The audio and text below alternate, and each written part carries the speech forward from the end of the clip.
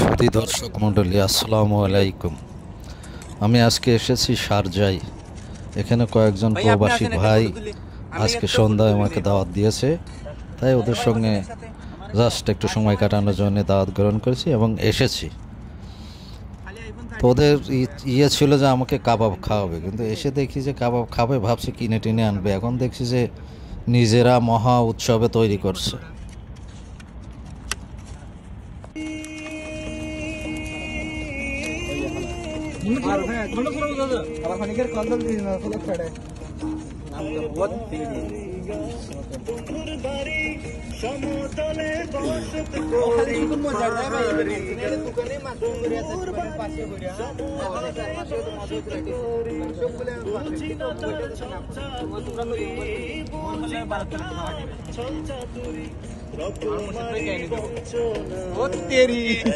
বহুত আনন্দে আছে, শুনতে পাচ্ছেন গানা বাজনা সবই কিছু হচ্ছে, কাজও চলছে।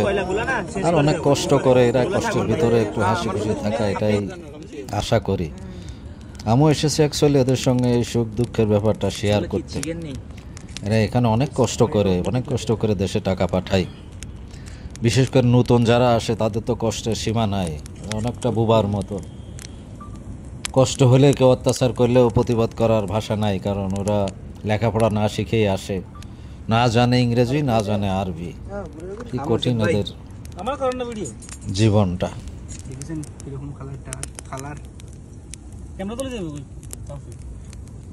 নাসিরে খালকে কইবা আমারে কইবে, আমার নাম কি দিছে জানো নি? Attention everybody. এগুলো কি মাছ না? এগুলাতে दोनों ए भाई बारिश आ गया रे, जल्दी करो बिस्की ना, इधर इतना बारिश नहीं आता है। और मार एक मिनट इधर उठो अभी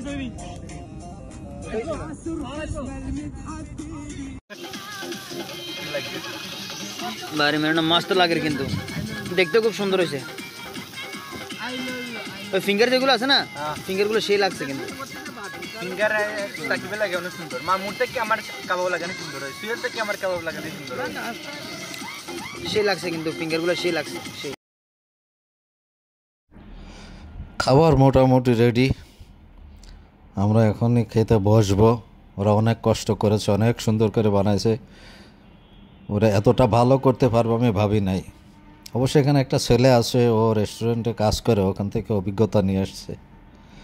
মোটামুটি খুবই খুশি হলাম এদের ইয়েগুলো দেখে, অ্যারেঞ্জমেন্টটা দেখা। দোয়া করি এরা ভালো থাকুক এবং দেশের উন্নতিতে এদের অবদান রাখুক। কিন্তু এদের দেখভালও কে করবে, এদের খোঁজ খবর কে নিবে,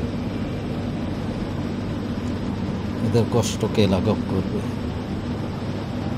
ওকে দর্শক মণ্ডলী, আল্লাহ হাফেজ।